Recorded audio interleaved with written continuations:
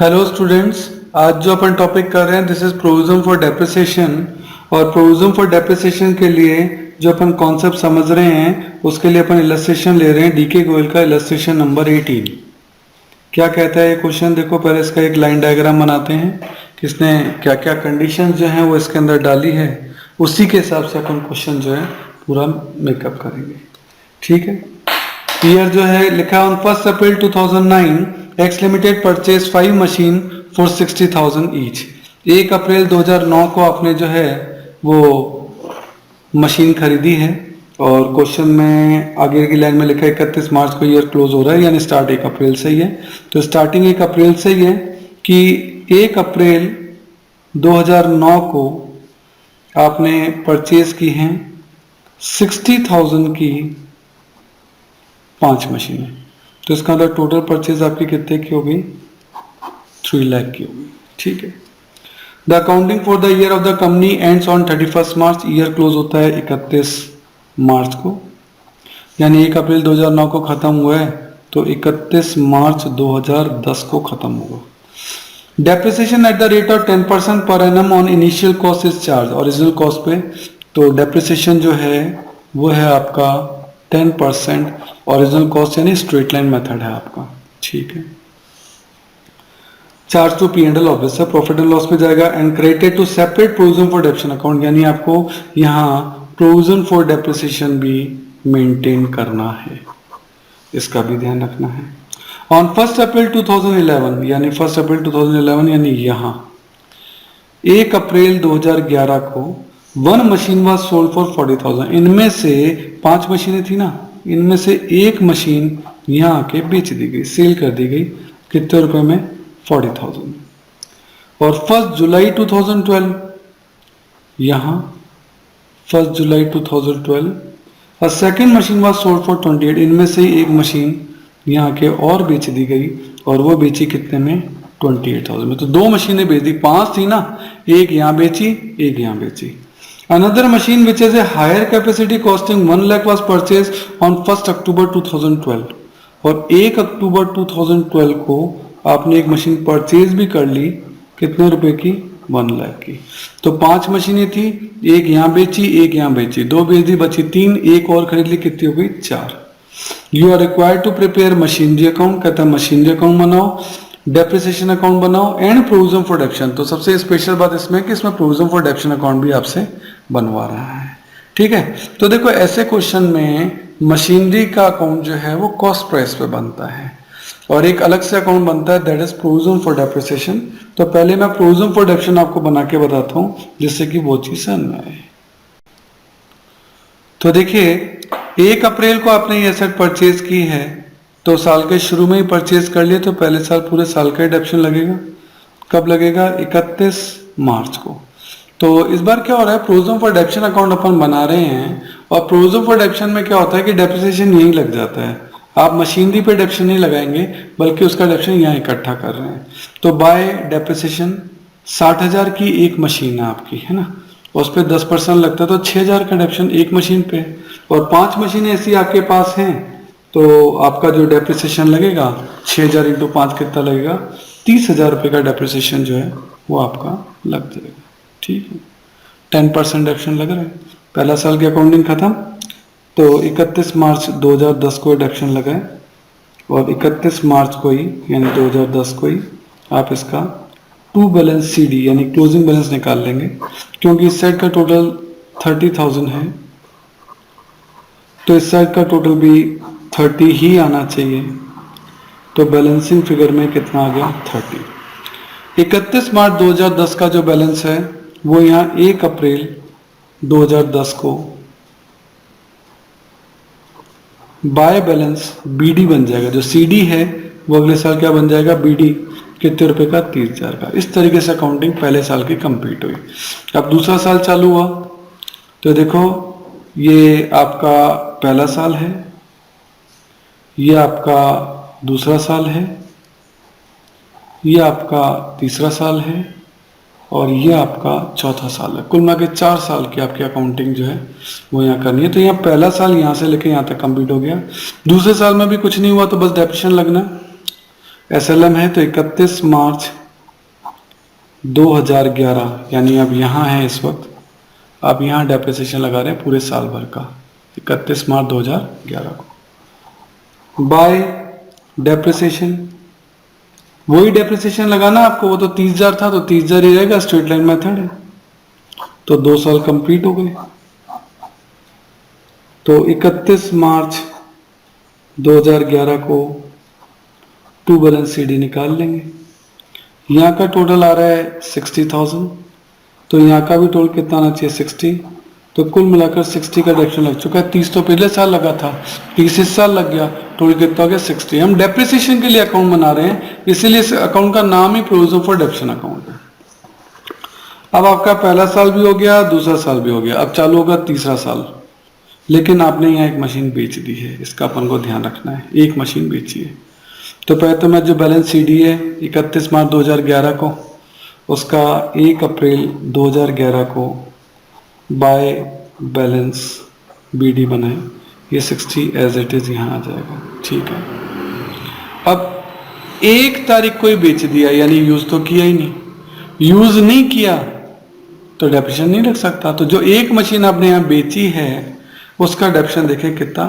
देखो मशीन खरीदी थी यहाँ, उसको यहाँ से लेके यहाँ तक यूज किया, फिर यहाँ से लेके यहाँ तक यूज किया, पूरे 2 साल, 1 साल 2 साल, और 2 साल उसको यूज करके यहाँ 40,000 में बेचा है। तो जरा उसकी 2 साल की कैलकुलेशन अपन देखें क्या रहा। ये हमने मशीन बेची है 1 अप्रैल 2011 को, है ना, जो सोल्ड एसेट्स आपकी, उसकी बात कर रहा हूं मैं अपनी। 1 अप्रैल 2011 को आपने बेची है उसको, तो उस पे एसेट कितने की थी वो 60,000 की, तो पहले साल उस पर डेप्रिसिएशन लगा होगा 6,000, दूसरे साल भी लगा होगा 6,000। हमने उसको 2 ही साल यूज किया है, हमने उसको 2 ही साल यूज किया है, पहला साल और दूसरा साल, 2 साल तक यूज किया है। तो 2 सालों में उस पर 6,000 रुपये करके कितना डेप्रिसिएशन लग चुका होगा 12,000।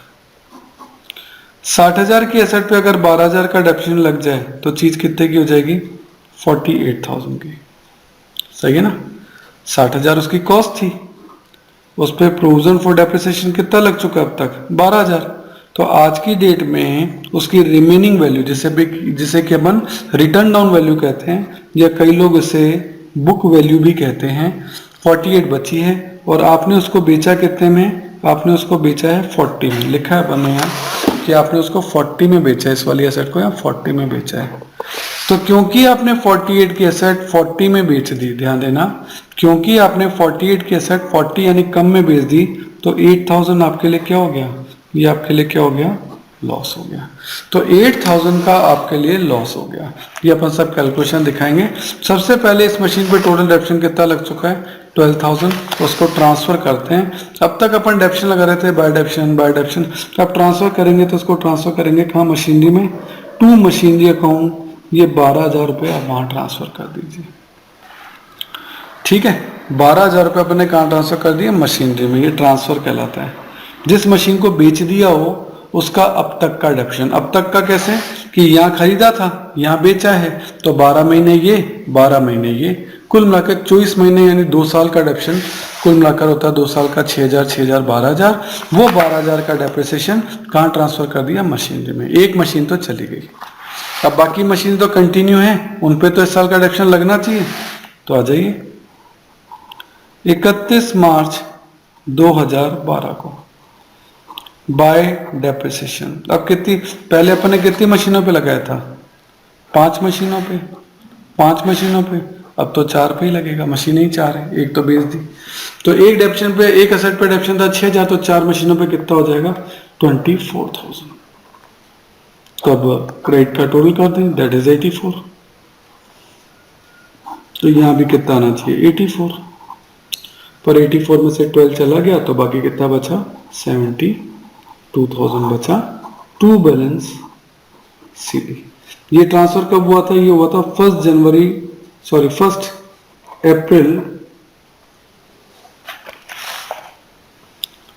अप्रैल 2011, और ये बैलेंस कब निकला है 31 मार्च 2012, ठीक है। जो 31 मार्च 2012 का टू बैलेंस सीडी है वो 1 अप्रैल को बाय बैलेंस बीडी बन जाएगा 72,000। इस साल आपने क्या किया, एक मशीन जो कि यहाँ वाली थी उसको इस साल यहाँ बेच दिया, लेकिन कुछ महीने यूज किया है। 1 जुलाई को बेचा, यानी अप्रैल, मई और जून 3 महीने यूज करने के बाद बेचा है। तो पहले उस पर 3 महीने का डिडक्शन लगाएं 1 जुलाई तक का। 1 जुलाई तक का उस मशीन पर डिडक्शन लगाना पड़ेगा। साल भर का तो होता है 6 महीने, 6,000, तो 3 महीने का कितना होगा, 3 महीने यूज किए साल, 1500 रुपये, 6,000 का 1500 ही लगेगा। ठीक है, अब उसको ट्रांसफर करें, जैसे यहाँ 2 मशीनरी करके ट्रांसफर किया था जिसको बेचा है, फिर ट्रांसफर करें 1 जुलाई को बेचे ना आपके, तो 2 मशीनरी अकाउंट ट्रांसफर कर रहे हैं। तो पहले देखें जो सोल्ड असेट है, कब बेची ये वाली मशीन, ये वाली बेची 1 जुलाई 2012 को, 1 जुलाई 2012। वो कितने साल यूज आ गई, 1 साल, 2 साल, 3 साल और 3 महीने, 3 साल 3 महीने यूज आई है। मशीन कितने की थी, वही 60,000 की। तो 1 साल यूज आई, 2 साल यूज आई, 3 साल यूज आई और 3 महीने और यूज आई, यानी 1500 का डिडक्शन और लग गया। ठीक है, तो 60,000 पे 6 का डिडक्शन लग गया, 6 का डिडक्शन लग गया, 6 का डिडक्शन लग गया और 1500 का डिडक्शन लग गया। कुल मिलाकर 18 और 19,500 का डिडक्शन कुल मिला के लग गया। तो 60,000 की एसेट पे 19,500 का डिडक्शन लग गया, तो एसेट कितने की बच गई, 40,500 की। और 40,500 की चीज आपने कितने बेची, 28,000 में बेच दी।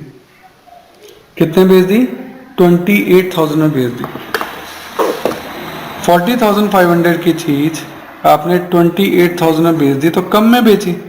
बेस की कॉस्ट थी 60, इस पे प्रोविजन फॉर डेप्रिसिएशन था 19,500 का, इसकी WDV थी यानी बुक वैल्यू थी 14,500, और 40,500 की चीज आप 28 में बेच रहे हो, तो कम में बेच रहे हो, तो ये आपके लिए क्या हो गया, लॉस हो गया 12,500 का। तो ये लॉस भी अपन दिखाएंगे। खैर अभी तो अपन ने बेचा है, और इस एसेट को जिसको बेचा है इस पे टोटल डेप्रिसिएशन अब तक का लाइफ का कितना लग गया, 19,500। वो 19,500 का लाइफ डेप्रिसिएशन आप यहाँ दिखा दो। कहाँ ट्रांसफर करना है, मशीनरी अकाउंट में। जब भी डेप्रिसिएशन लगाएंगे, by depreciation, by deduction, by deduction, by, जैसे ही उसको बेचो तो उसको 2 मशीनरी करके मशीनरी अकाउंट में अब तक का जितना भी डेप्रिसिएशन है, यानी जिस दिन उस मशीन को खरीदा और जब बेचा, तो जितना, जैसे यहाँ था 3 साल 3 महीने, तो पूरा डिडक्शन यहाँ ट्रांसफर कर रहे हैं मशीन अकाउंट में। अब उसकी वहां जरूरत है। अब आपके पास मशीन बच गई 3। तो 31 मार्च को 2013 को आप डेप्रिसिएशन लगाएंगे। 3 मशीनें तो आपके पास पुरानी हैं, उस पर लगेगा। 6,000 एक मशीन पे लगा रहे थे आप, है ना, तो 3 मशीनों पे कितना हो जाएगा, 3 मशीनों पे आपका हो जाएगा 18,000, 6,000 एक का है। और आपने एक नई मशीन 1 लाख की खरीदी भी थी 1 अक्टूबर को, 1 लाख की, 1 लाख पे 10%, 10,000, लेकिन 6 महीने तो यूज आई है यहां से यहां तक, तो 5,000 का डिडक्शन ये भी लग जाएगा। तो 18 और 5 23,000 का डिडक्शन इस साल और लगेगा। और एंड में टू बैलेंस सीडी आपका यहां बच जाएगा 31 मार्च 2013। 31 मार्च 2013 को आपका यहां बैलेंस बच गया 77,000। सही है, ये आपका बैलेंस बच गया। ये आपका चौथे साल का प्रोविजन फॉर डेप्ट का क्लोजिंग बैलेंस है। तो देखो एक बार रिकॉल करें, पहले 5 मशीनें थी, 5 मशीनों पर डेप्शन लगाया, सीडी बन गया, सीडी बीडी बन गया, फिर 5 मशीनों पर डेप्शन लगाया, 60,000 यहाँ गया। अब एक मशीन बेच दी तो उसका मशीनरी अकाउंट में ट्रांसफर कर दिया, 2 साल का डेप्शन। फिर बाकी की 4 मशीनें बची, उन पर डेप्शन लगाया, बैलेंस सीडी आ गया, सीडी बीडी बन गया।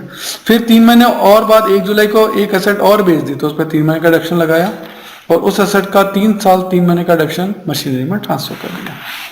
अब डेप्शन रिमेनिंग 3 पे लगा, और एक नई खरीद ली थी उस पर 6 महीने का लगा। कुल मिला के बैलेंस बच गया 77,000। अब इसको मशीनरी अकाउंट में दिखाते हैं, देखें वो कैसे दिखाएंगे। देखो इस बार जो आप मशीनरी अकाउंट बनाएंगे वो कौन सी प्राइस पे बनाएंगे, इस बार आप बनाएंगे कॉस्ट प्राइस पे, डेप्शन यहाँ लगाना नहीं। तो आपने मशीनरी खरीदी थी 1 अप्रैल को, कितने की, 3 लाख की, 5 मशीनें खरीदी थी कुल मिलाकर। तो 1 अप्रैल को आप लिखोगे 1 अप्रैल 2009 आपने एसेट खरीदी टू बैंक 3 लाख की, और 31 मार्च 2010 को आप सिंपली बाय बैलेंस सीडी लिख देंगे। कितने रुपए, 3 लाख। डेप्रिसिएशन नहीं लगाना है, क्योंकि आप मशीनरी को कौन सी प्राइस में मेंटेन कर रहे हैं, कॉस्ट पर। तो डेप्शन तो लगेगा नहीं। डेप्शन कहाँ इकट्ठा हो रहा है, डेप्शन तो एक अलग से अकाउंट बनाया प्रोविजन फॉर डेप्शन, वहां इकट्ठा हो रहा है। ठीक है ना। यहां सिर्फ 3 लाख की मशीनें दिखाएं, कोई दिक्कत नहीं। आगे चलें, 1 अप्रैल 2010 जो सीडी है वो बीडी बन जाएगा, टू बैलेंस बीडी 3 लाख। और सेकेंड ईयर में भी आपने कोई मशीन को बेचा नहीं है, एज इट इज चलने दो। 31 मार्च 2011 बाय बैलेंस सीडी, वही कितना, 3 लाख, क्योंकि कोई मशीन को बेचा ही नहीं है ना खरीदा है, तो 3 लाख ही चलने दो। अब 31 मार्च 2011 का जो सीडी है वो बीडी बनेगा, 1 अप्रैल 2011 टू बैलेंस बीडी 3 लाख। और इस बार आपने ये एक मशीन यहाँ आकर बेची, ये जो एक मशीन थी यहाँ के बेची, कितने में, 40 में। उसकी कैलकुलेशन हमने की थी ये रही, कि हमने इसको 40 में बेचा और हमको 8 का लॉस हुआ। और आपने यहाँ ये भी लिखा था कि हमने तीसरे साल में मशीनरी अकाउंट में ट्रांसफर किया 12,000 का डेप्शन। तो प्रोविजन फॉर डेप्शन में आपने लिखा था टू मशीनरी 12,000, तो मशीनरी में क्या लिखेंगे, बाय प्रोविजन फॉर डेप्रिसिएशन 12,000। कौन सी डेट को, 1 अप्रैल 2011 को। और इसको हमने बेचा इसी तारीख को बाय बैंक। कितने में बेचा, 40,000 में, ये हमने यहां लिखा है। और उस पर लॉस कितने का हुआ, 8 का। तो बाय स्टेटमेंट ऑफ P&L 8,000 का आपको क्या हो गया, लॉस हो गया। ये एसेट्स को बेच दिया। तो देखो पहले साल हमने कुछ नहीं किया, क्यों, बेचा ही नहीं। दूसरे साल बेचा, जब तीसरे साल बेचा ना, तब आपको ये पूरी अकाउंटिंग यहां दिखानी है। और इन तीनों का टोटल हमेशा उस एसेट्स की कॉस्ट के बराबर होगा, 60,000। चेक कर लो, 12 and 40, 52 and 8, 60, वो हमेशा वो कॉस्ट के बराबर ही बैठेगा। और कुछ किया नहीं है, तो 31 मार्च 2012 को बाय बैलेंस सीडी 3 लाख में से 60,000 की एक मशीन बेच दी, तो बची कितनी, 2,40,000। 3 साल कंप्लीट हो गए। अब ये बैलेंस सीडी जो 2012 का है, वो 1 अप्रैल 2012 को टू बैलेंस बीडी बन गया 2,40,000। और इस साल आपने, ये देखो, इस साल आपने 1 अक्टूबर को एक मशीन 1 लाख की और पी परचेज की है 1 लाख की। तो 1 अक्टूबर को टू बैंक, ये आपकी 6th मशीन है और आपने 1 लाख की परचेज की, सही है। और इस साल आपने 1 जुलाई को एक एसेट बेची भी 28,000 में, 1 जुलाई को बेची है। तो आपने 1 जुलाई को यहाँ प्रोविजन फॉर डेप्शन जो आपने अकाउंट बनाया था, प्रोविजन फॉर डेप्शन, उसमें यहाँ लिखा था कि मशीनरी अकाउंट में ट्रांसफर किया 19,500, 3 साल 3 महीने का डेप्शन है 19,500। ये आपने यहाँ कैलकुलेट किया था, है ना, पहले साल का, दूसरे साल का, तीसरे साल का, और फिर 3 महीने का। ये तो 12 महीने का था, ये 12 महीने का था, ये 12 महीने का था, ये 3 ही महीने का था। कुल मिलाकर आपके 3 साल 3 महीने का डेप्शन 19,500। वो आपने प्रोविजन फॉर डेप्शन में लिखा है टू मशीनरी अकाउंट 19,500, तो मशीनरी अकाउंट में लिखेंगे बाय प्रोविजन फॉर डेप्रिसिएशन 19,500। 60,000 की एसेट थी, 19,500 का डेप्शन लग गया, तो चीज बची 40,500 की। और 40,500 की चीज आपने 28,000 में बेच दी, तो बेची है, तो आप यहाँ क्या लिखेंगे, बाय बैंक। कितना, 28,000। और उस पर लॉस कितने का हो गया, 12,500 का, तो लिखेंगे by statement of P&L loss है 12,500 का। और कोई मशीन आपने बेची नहीं है, तो देखो 240, 1 लाख की मशीन और खरीद ली, 340, और 60,000 की एक मशीन, तीनों का टोटल 60,000 ही बैठेगा। 240 की मशीन थी, 1 लाख की और खरीदी, अभी 340 की, और 340 में से 60 की मशीनें आपने बेच दी हैं, तो आपका बैलेंस कितना का बचेगा? बाय बैलेंस CD 2,80,000 का बैलेंस आपका और बच जाएगा। ये आपके मशीनें अभी भी पड़ी हैं, 3 मशीनें पहले से थी, एक मशीन भी और परचेज कर ली, तीन नहीं, ये 4 मशीनें पहले से थी, एक मशीन भी और खरीद ली, 5 में से फिर एक बेच दी, तब आपके पास कितनी मशीनें बच गई? 4। This is the whole theme. यानी यहाँ डेप्रिसिएशन यहाँ हर साल मशीनरी अकाउंट में नहीं लगाना है, वो कहाँ इकट्ठा हो रहा है? प्रोविजन फॉर डेप्रिसिएशन में अलग से इकट्ठा हो रहा है। इस चीज का प्रोसीजर आपको ध्यान रखना है। ओके, बाकी तो ऐसे 1-2 क्वेश्चन आपको लिख के करने पड़ेंगे, तभी आपको इसका पूरा प्रोसीजर लर्न होगा। Okay, thank you.